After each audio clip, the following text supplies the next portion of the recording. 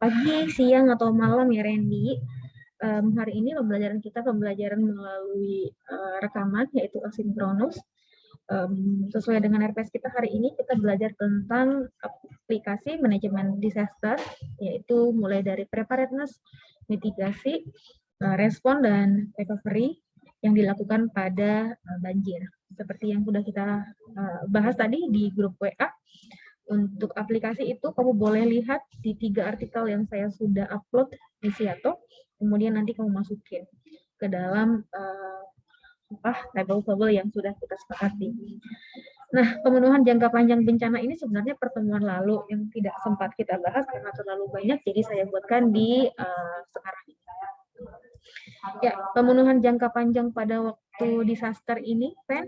Jadi ngomongin tentang apa sih yang dikerjakan oleh seorang perawat pada saat setelah bencana.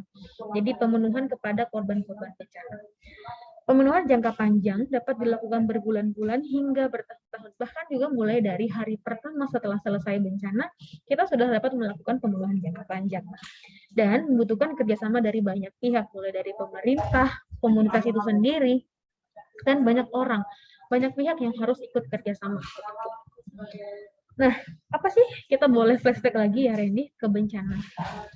Konsekuensi bencana itu mengakibatkan banyak kerusakan, mulai dari kerusakan manusia, kerusakan alam, kerusakan aset atau kekayaan yang dimiliki, rumah lah, menyebabkan kehilangan pekerjaan, kehilangan penghasilan, bahkan kehilangan orang-orang yang dikasihi.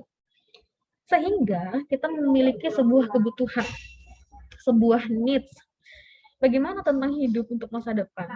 Bagaimana pekerjaan kita untuk hidup setelah dari bencana? Nah, karena bencana ini hidupnya orang itu jadi berubah.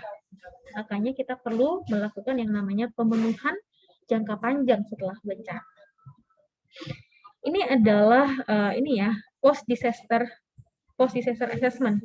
Jadi pemenuhan jangka panjang setelah bencana gitu. Pemenuhan jangka panjang itu dapat kita lakukan pada banyak sektor, mulai dari sektor sosial, sektor produktif, dan infrastruktur. Sektor sosial berarti bagaimana kita hidup, mulai dari kebudayaan, sekolah, kesehatan, dan rumah.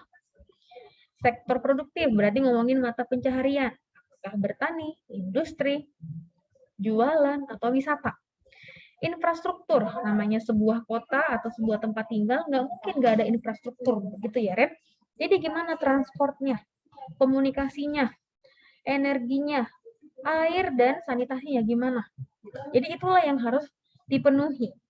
Kalau kamu lihat sebenarnya di sini, Randy, sebenarnya ini kayak kelihatan sangat besar ya, tapi kita harus fokus. Di sini ada perawatnya, ada health, ya kan? Ada health. Jadi kita masuk dalam pemenuhan jangka panjang. Nah, ini yang saya sebutin tadi. Jadi semua ini bekerja satu sama lain. Ada banyak pihak yang bekerja untuk memenuhi jangka panjang dan setelah bencana. Jadi mulai dari Kementerian Tenaga Kerja, Kementerian Sosial, Kementerian Lingkungan ikut dalam membangun atau memenuhi kebutuhan jangka panjang dari korban bencana. Semoga jelas ya. Nah, ini adalah langkah pemenuhan jangka panjang. Setelah bencana terjadi, ada 7 langkah yang harus dikerjakan. Oke, ada 7 langkah, saya bahas satu-satu. Yang pertama adalah search and rescue, mencari dan menyelamatkan. Ketika terjadi bencana, ibarat mungkin bencana gempa bumi begitu, dilakukan beberapa jam atau beberapa hari setelah bencana. Jadi kita cari semua korban yang terkena bencana. Kita cari dan dilakukan secara cepat dan segenap untuk mengurangi bahaya pada korban dari bencana. Kalau nggak cepat ditolong, ya bisa mati. Diharapkan dalam beberapa hari, fase ini sudah terlewati agar dapat memberikan dukungan kepada korban. Jadi diharapkan semua orang yang hilang sudah dapat. Jadi kita ngerti harus ngerjain apa begitu maksudnya. Memberi dukungan apa? Dukungan sosial kah? Dukungan kesehatan kah? Kemudian perlu penyediaan kebutuhan dasar manusia. Seperti apa? Seperti makan, minum, kita berikan kebutuhannya. Ini ya contohnya ya, save and rescue. Jadi ini mungkin ada longsor atau apapun lah ini ya, jadi diselamatkan. Ini merupakan langkah pertama dari pemenuhan jangka panjang. Kemudian kita lanjutkan yang kedua adalah bantuan darurat atau emergency relief. Bantuan darurat itu berfokus pada life saving, jadi menyelamatkan orang gitu. Mungkin sudah kita bahas kemarin ya Randy, pertolongan pertama. Nah, itu juga masuk ke dalam pemenuhan jangka panjang. Manusia membutuhkan apa? Membutuhkan basic life, mulai dari makanan, air, tenda, obat-obatan. Nah, itu yang harus disediakan. Bantuan darurat ini dapat berlangsung lama atau cepat tergantung dari besarnya bencana. Beda dong, tsunami atau gempa bumi yang berukuran 8,6 dengan berukuran 5,3. Beda bantuan yang diberikan. Berapa lama? Berarti kalau dia ukurannya 8,6, mungkin pengerjaannya ini adalah sekitaran sampai 6 bulan gitu contohnya. Kesiapan, gimana? Orang siap nggak menghadapi bencana? Populasi rentan. Kemarin sudah kita bahas ya, semakin banyak populasi rentan berarti semakin mudah, semakin besarlah kondisi bencana tersebut. Akses, gimana kita mau nolong korban-korban bencana kalau akses ke lokasi kejadiannya itu sulit. Sumber daya yang tersedia, ada nggak orang yang mau ditolong, ada nggak makanannya, gitu. Jadi itulah masuk ke dalam bantuan darurat. Kemudian ini adalah contohnya ya, sedih sekali ya, ini emergency relief tsunami victim, ini contoh dari bantuan darurat. Ini kampanyenya, jadi kamu bisa klik nanti di sini, kelihatan kita mau nolongin orang-orang dengan bencana. Itu salah satu dari pemenuhan jangka panjang. Ini ada video ya Randy, nanti kamu tonton dulu, kemudian kamu jelasin sama saya apa kira-kira isi dari video ini. Kemudian yang ketiga, langkah yang ketiga adalah early recovery atau pemulihan awal. Kebutuhan awal merupakan penyesuaian pada keadaan bencana. Ya kan? Pemulihan awal ini merupakan penyesuaian pada keadaan bencana. Contoh, terdapatnya, jadi kalau tadi sudah ada bantuan-bantuan darurat, kalau sekarang ini sudah mulai agak tinggi gitu pemulihannya. Mungkin sudah terdapat tenda-tenda khusus gitu kan, tenda khusus makanan, tenda khusus minuman, tenda khusus tempat tinggal, melakukan kegiatan sehari-hari, dan kegiatan sekolah. Jadi semua dilakukan di tenda. Nah, ini kan mungkin pengerjaannya sampai berbulan-bulan. Adaptasi new normal, jadi sudah belajar gimana sih hidup setelah bencana. Pemulihan awal ini dapat berlangsung berminggu-minggu, berbulan-bulan, bahkan hingga tahun-tahun. Ini new normal ya, kan kita sepakat ya kemarin Ren, kalau bencana pandemi COVID itu adalah sebuah bencana. Nah, ini adalah new normal, tidak boleh sembarangan. Apa itu new normal? Perubahan perilaku, tetap menjalankan aktivitas normal, namun ditambah dengan menerapkan protokol kesehatan gitu. Jadi kita new normal, hidup yang berbeda tapi mirip seperti yang sebelumnya, sebelum bencana. Sampai kapan new normal berlangsung? Yang tadi dapat berminggu-minggu, berbulan-bulan, bahkan bertahun-tahun. Jadi tergantung dari gimana nih perubahan, gimana bencananya gitu. Oke. Kemudian yang keempat adalah pemulihan jangka sedang dan jangka panjang. Pemulihan jangka panjang fokus pada pembangunan permanen seperti apa? Seperti rumah, fasilitas umum, sekolah, masjid. Jadi lebih permanen dia. Orang dewasa, korban bencana, memiliki kesempatan yang banyak untuk meningkatkan kualitas hidup melalui program ini. Contohnya gini, Randy. Ketika contohnya kita kena bencana, gitu, hilang semua. Rumah hilang, semua hilang gitu. Mungkin pemerintah itu memberikan sebuah program, contohnya program diberikan bantuan membangun usaha gitu. Jadi mereka memiliki kesempatan untuk meningkatkan kualitas hidup melalui program ini. Fase ini merupakan fase awal untuk hidup lebih stabil. Contohnya sekarang nih pandemi, banyak sekali orang yang membuka klinik swab gitu. Nah ini itu kan meningkatkan kualitas hidupnya, meningkatkan ekonomi hidupnya gitu. Jadi belajar stabil melalui apa ya? Melalui kesempatan-kesempatan yang ada. Sama kayak pembelajaran. Dulu kita pembelajarannya harus tatap muka. Sekarang kita udah online. Ini kan kesempatan yang dulu kita nggak pernah pikirkan gitu. Nah, pemerintah memegang peranan penting dalam fase ini. Karena apa? Butuh banyak uang gitu. Butuh banyak uang dalam mengembalikan kembali kondisi ekonomi.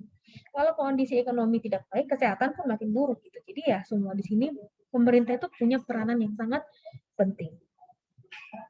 Ya, ini adalah contoh ya. Contoh ini dia kena gempa. Nah ini pembangunan. Bayangkan ya Randy, sebelumnya mungkin nggak punya rumah. Setelah bencana, punya rumah gitu. Jadi new home for earthquake victims. Setelah bertahun-tahun. Jadi tadinya nggak punya rumah, sekarang punya rumah gitu ya Ren. Yang kelima adalah pengembangan komunitas. Komunitas korban bencana kembali pada kehidupan normal.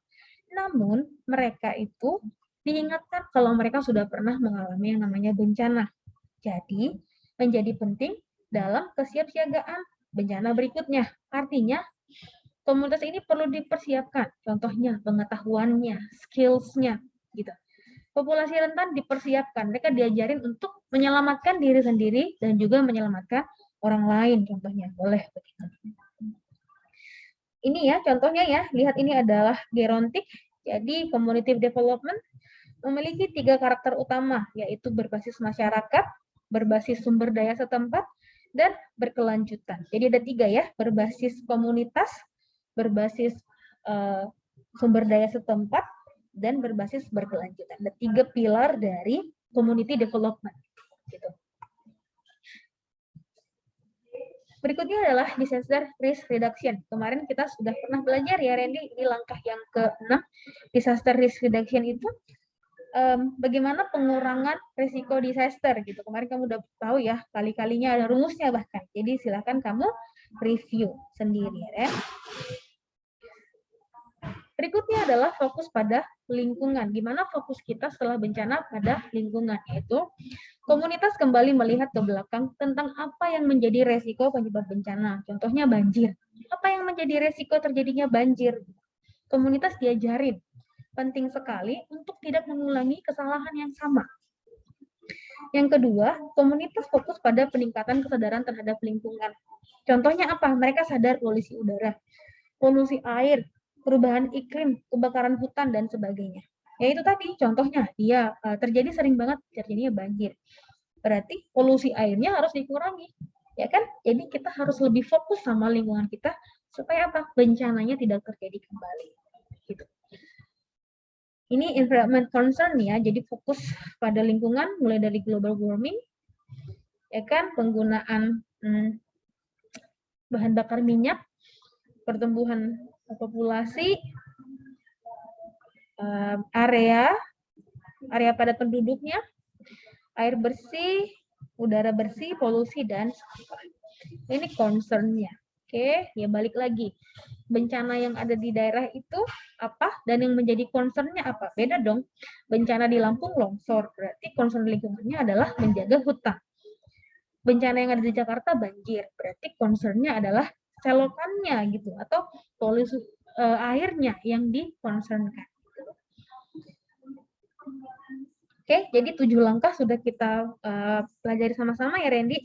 Jadi kamu ingat-ingat lagi, ada 7 langkah yang perlu dikerjakan pada saat pemenuhan jangka panjang setelah bencana. Oke, dikit lagi di sini Ren. Untuk penyembuhan ekonomi setelah bencana. Ekonomi itu kan rusak tuh Ren, habis bencana. Jadi ekonomi itu harus diperkuat ekonomi lokal dan mata pencahariannya. Kita harus mengoptimalize atau mengoptimalisasi sumber daya lokal untuk meningkatkan ekonomi lokal. Contohnya di Lampung itu habis longsor nggak ada mata pencaharian orang lagi gitu. Ya apa yang ada di situ itulah yang harus dioptimalkan. Contohnya di sana ada banyak kelapa. Nah, jadi kelapa ini yang harus diubah menjadi komoditas. Meningkatkan penghasilan komunitas lokal dan menciptakan ekonomi kreatif. Nah, mungkin melalui jualan gitu. Ya kan? Atau contoh yang di tsunami Aceh gitu kan. Jadi mereka ekonominya berubah setelah tsunami. Membangun ulang struktur ekonomi, ketahanan ekonomi, dan sistem informasi. Jadi ibarat kalau kita sudah kena bencana, kita belajar dari bencana tersebut. Supaya apa? Supaya kita kehidupannya bisa lebih baik lagi. Gitu. Ini adalah sebuah contoh ya Randy, sebuah contoh pembunuhan jangka panjang pada sebuah tempat gitu. Jadi sebelum kita melakukan pembunuhan jangka panjang, kita harus analisa dulu, kita harus kaji dulu apa yang mau dipenuhi, apa yang harus direkonstruksi ulang begitu lah ya. Contohnya, pada yang tadi kan kita tadi punya banyak ya, ada banyak sektor yang terkena dari bencana. Produktif, nah ini berapa yang rusak, ini kelihatan ya, rusak, losses, rusak berapa, hilang berapa, totalnya berapa. Sosial, rumah berapa yang rusak, infrastruktur berapa yang rusak, ya kan? Terus cutting sektor berapa yang rusak gitu. Oke, jadi ini semua Randy. Jadi tolong nanti Randy kamu cari ya, coba kamu analisa dulu Ren untuk pengkajian total yang harus dipenuhi ya, yang harus dipenuhi setelah bencana.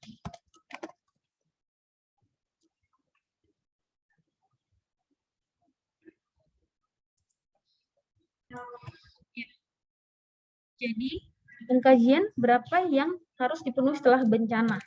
Kamu coba lihat tsunami Aceh 2004 gitu. Coba dilihat sektor mana yang rusak. Produktif sektornya berapa yang rusak. Sosial sektornya berapa yang rusak. Infrastrukturnya berapa yang rusak gitu. Jadi kira-kira berapa yang harus dipersiapkan setelah bencana tsunami Aceh 2004. Oke, begitu Randy.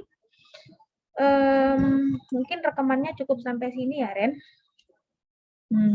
Nanti kita bisa bertemu setelah kamu sudah selesai dan kita bahas lagi khususnya mengenai tugas yang tadi. Oke, yang ini nanti dikerjakan ya. Kalau tidak ada lagi, selamat belajar Randy dan sampai berjumpa lagi. Terima kasih ya.